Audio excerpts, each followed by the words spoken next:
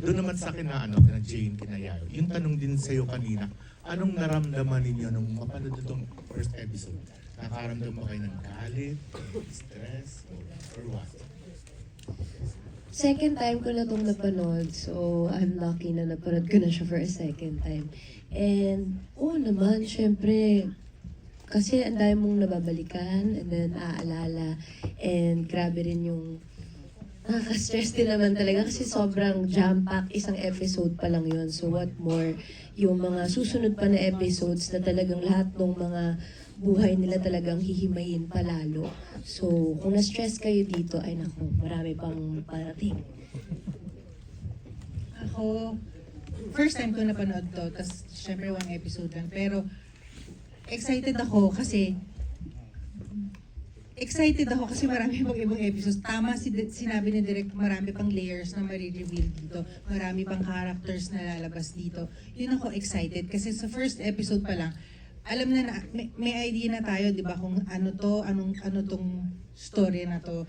Pero yung saan kaya to pupunta, yun yung exciting dun. Tsaka, it's always, for me based on my personal experience, para sa akin, paggawa ng Rain, sabi ko nga pangalawang beses ko na itong magtrabaho sa kanila, lagi siyang, parang understatement ko sabihin, lagi siyang maganda. Kasi marami naman magandang material, magandang proyekto. Pero kasi, speaking from, like, sa pinanggaling kong Bagman, I'm sure alam niyo naman kung gaano kaganda yung series na yun. As in, talagang maganda. Kasi ito another Direk Sugo na, alam mo na maganda to, at hindi lang to maganda, pero kasi may aral din dito. At saka tama nga saka sinasabi nga namin, ibang storya to, ibang narrative to, kasi kwento to na nating mga Pilipino, ng mga kababayan natin. So it's something that we should really look forward to, something na exciting and something na dapat maging aware tayo. Kasi tayo to dito yun sa bansa natin.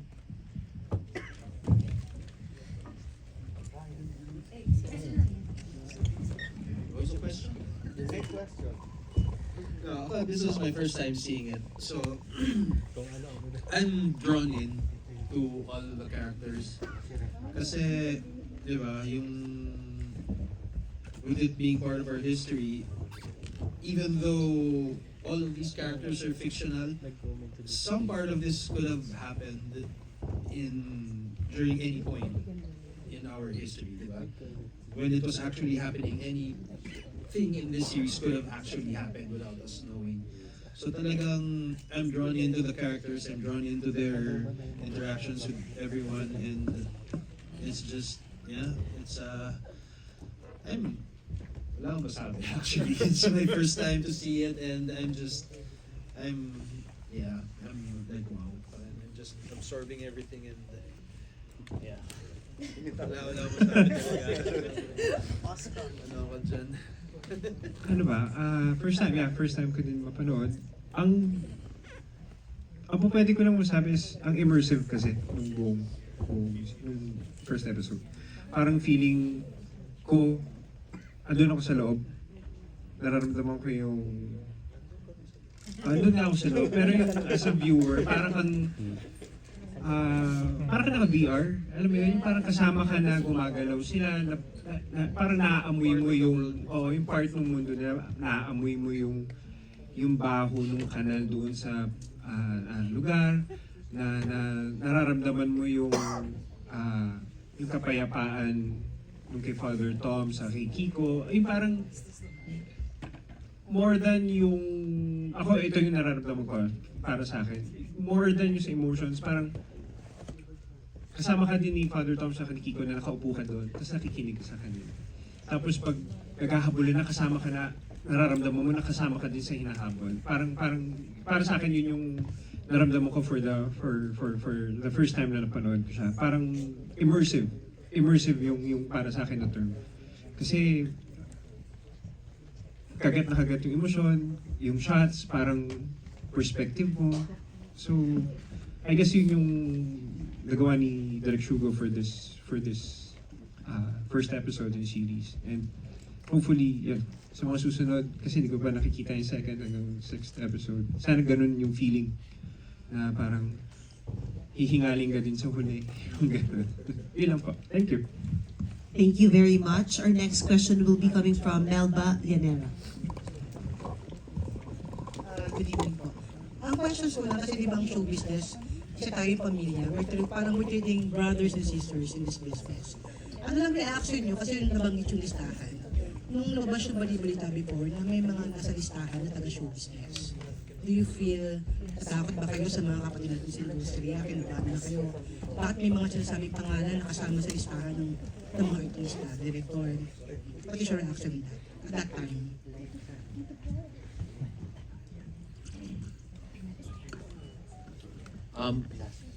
Inabalikan ko kung ano yung reaction ko sa listahan.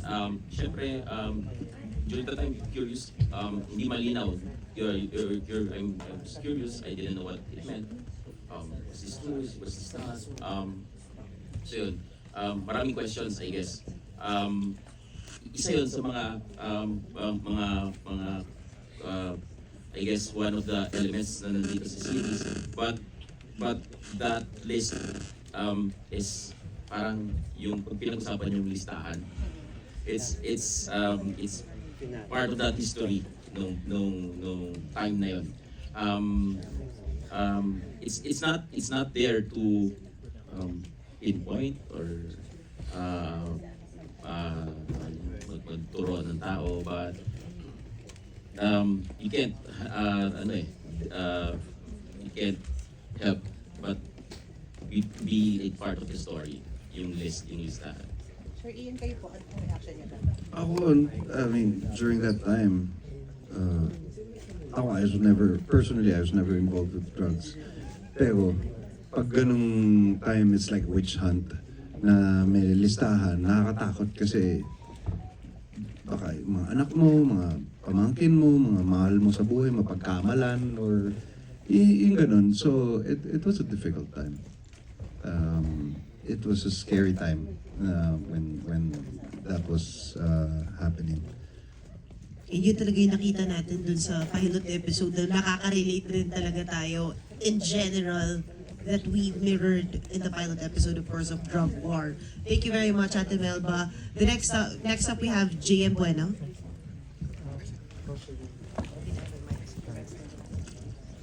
Okay, Direct, actually, I'd like to point my question to you about what we watched earlier. You're telling us that some of it's fiction, some of it's true. The stats that I saw there was that's scary Yeah. for any person to see because those are bodies.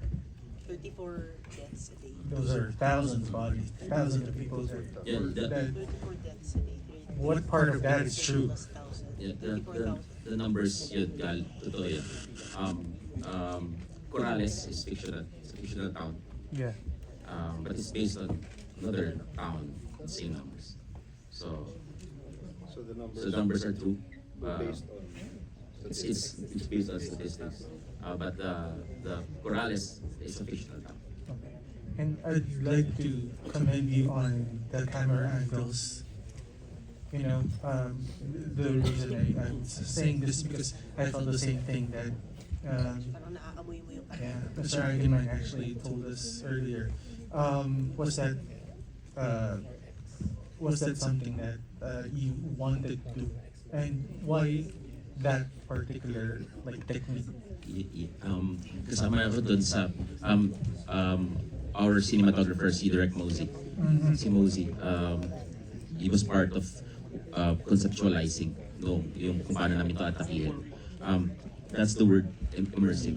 That's what we wanted because one of the intention is if we do this, we have to be to give justice to the type para rin dun sa kwento ng mga victims. Sir, may ano ba to sa mga first-person shooter games? Yung ganun. Kasi parang it's something that I also feel when I'm playing games. Yes, kaya parang may computer. Yeah. Parang it's a nod. Ayan. Yung intention kasi really is to bring the audience into the time, into the place. para dun sa, yun nga, parang mga iba na parang hindi alam yung nangyari dito. They get to see, they get to feel what was. Siguro my last question is for the policeman. Okay. Hindi naman sa nilalagay ko kayo sa pedestal, but when you're doing things like these, like an anti-hero, some may say, hindi, kumbaga, kahit na anti-hero kayo, meron kayong emotional depth na nararamdaman sa characters niyo. Is that something that's innate to you, or did you have to learn that? Well, yes, diba?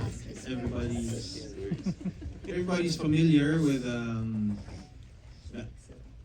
always kontrabida Iron Man, diba? I guess eternally the eternal bad guy. Yeah, you're right. Kasi diba, usually the villains or the antagonists are labeled as diba, heartless, no emotion, parang they're just there to Mechanical. they're just there to fuck things up, diba?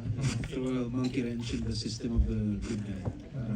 Diba? So, I guess through the years na rin of being a bad guy to continue getting work in this industry is you have to be a bad guy in many different ways. You have to be a bad guy in different levels. You can't just be all rawr.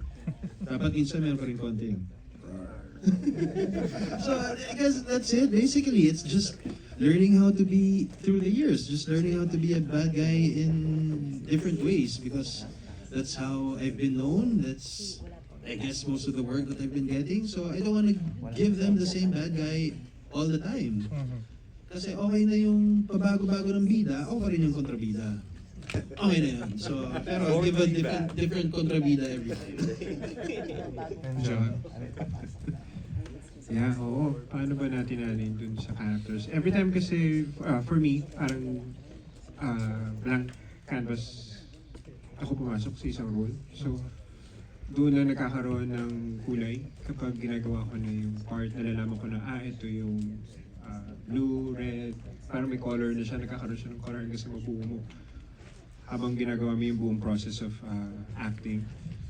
And I guess for me, doing a bad guy, lagi siyang may work. Pero para sa akin, nung yun nga, siguro yung years of work, naisip ko, may pinaglalaban din ako may kailangan din ako, kaya ganito yung ginagawa ko sa isang istorya. Kumbaga, para sinabi din ni Ian, ni Direk, perspective siya Ito yung perspective nila sa story, ito yung perspective ko. Baka sa akin, hindi natin alam sa mga susunod na episode, baka napipilitan lang pala ako. Pero kailangan kong gawin. Ito yung perspective ko na baka para sa pamilya ko pala kaya ako ginagawa to. Alam naman natin na complex ang isang tao, ang isang human being. Kumbaga, minsan yung iba kumakapit sa patalim, minsan yung iba dumidikit sa mga taong makapangyarihan para maging mabuhay sila, para maging protektado sila. May mga ganun para lang mabuhay ka. So, this is my perspective doing, kunyari yung character ko to this one. Parang may kailangan ako para sa sarili ko, para dun sa pamilya ko. Parang ganun. So, it's a perspective thing. Sila may pinoprotektahan, ako din may pinoprotektahan, ito may pinoprotektahan. So, nagka-clash lang talaga kami within the story. So, I guess yun yung sinasabi nila, doon magkakaroon ng diskusyon. Sino, kung wala naman tama, walang mali, lahat lang naman ng paniniwala natin. Kumbaga sa baraha, sa poker, latag natin lahat yan, sino mananalo. Pero hindi natin alam. It's a discussion na pwedeng mangyari throughout this generation, the next generation. So yun. I guess yun, doing a villain thing, ayoko siya tawagin na villain kasi as a character, as a person, doing kahit fictitious siya, may pinaglalaban Sa siya. utak ng kontrabida, tama pa rin yung ginagawa. Oo, yun. Yeah. Yun lang. Thank you. Thank you so much. Thank you, JM. Sadly, we have time for one more question from the press. It is coming from Ito Ang Tondo, Tito Morley Alinio. Hello, magandang gabi sa inyong lahat. Ayan. Pinali na ba? Ay, grabe. The best for life. The question ko lang. Question. Related Ako ay taga-Tondo. At sa Tondo naganap ang may pinakamaraming bilang na tinokhang. Saksi ako ng tokhangin ng isang bata habang nagbabalat ng bawang na hindi naman siyang adi, pero siya napagkamalan. Halos linggo-linggo, meron sa Tondong nakaburol. Meron diyan na itinali sa poste, pagising namin sa umaga, nagkakagulo na kami, tinokhang. Question.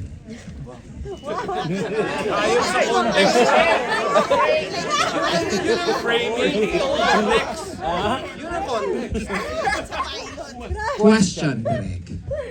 Nagbigay po ba kayo ng sa kapulisan? Nagpaalam po ba kayo? Meron po ba kayong ibinigay na, kumbaga parang bawat episode po ba kailangan ipakita sa mga kapulisan at sa mga simbahan dahil ito ay tatalakay hindi lamang sa personal na buhay ng mga taong natokhang. Ito ay sasalamin din sa buhay ng ating batas, pati na ng relihiyon. Pakisagot. Miss Universe pa yung tanong ko, Tito Morley. Yes. Ano po? Tito Morley, magaling ka daw. Kasama po dun sa sinabi ko po kanina na sa pananaliksik sa research po namin, kumausap din po kami sa perspective ng kapulisan. Pinakinggan po namin yung sa perspektibo nila, paano nila ginagawa yung operation, ano yung mga challenges, ano yung mga nuances nung polisiya, and papunta sa execution, sa lahat. Sinama po namin dun sa kwento, so naniniwala po kami na talakay namin yung aspeto na yon through the characters, sa character ni Jane, nila Ryan and Joem. Yun po. Sa parte naman po ng simbahan, ganun din. May nagpumausap din po kami ng pare para sa character ni Sir Ian. And yun po yung mga perspectives na pinagbangga-bangga namin sa kwento. Isa pong naging parang guide or gabay namin is huwag silang tingnan bilang mga institusyon, hindi bilang mga tao na kumikilos dito sa panahon na to. Doon po namin piniling tingnan sila. Kasi pagka tingnan po namin sila bilang institusyon, bilang ganito, kakaroon na napipaint na po agad ng biases.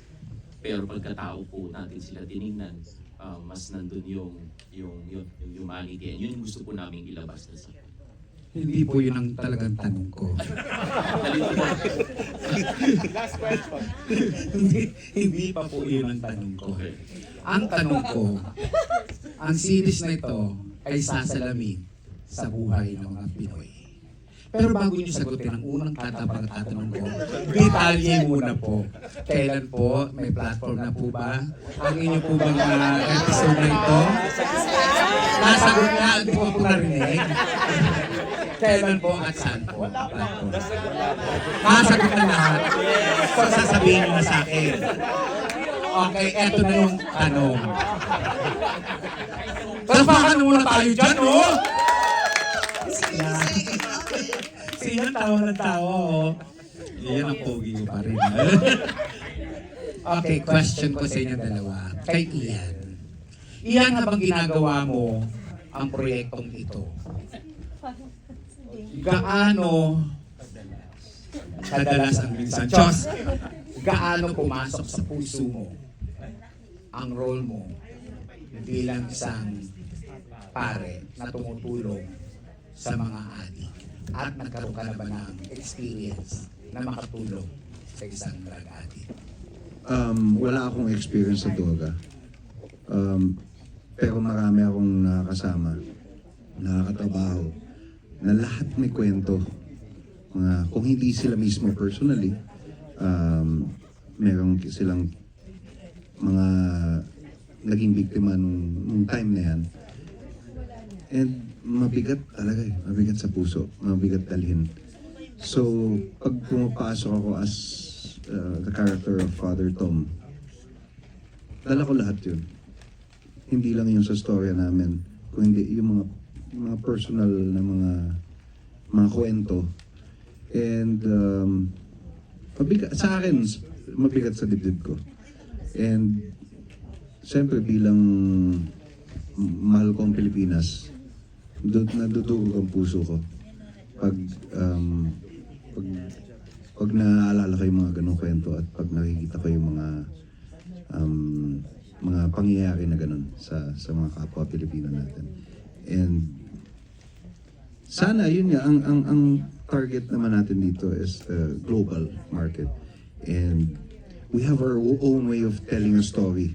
Napaka-unique na storyteller ni Direk Sugo. Yun nga yung napaka-immersive, very specific siya sa lighting, sa cinematography, sa editing, sa music, sa ganyan. So, I think all of us are proud to showcase this to the rest of the world. Thank you. Thank you so much. Maraming salamat Thank po. you, Tito Morgan. Hello, Joyam. Hello, my friend. Rap na daw, Tito Morgan. Kasi photo op na. Yan. Maraming salamat po sa lahat na nanood ng Advanced Screening ng Drug War, a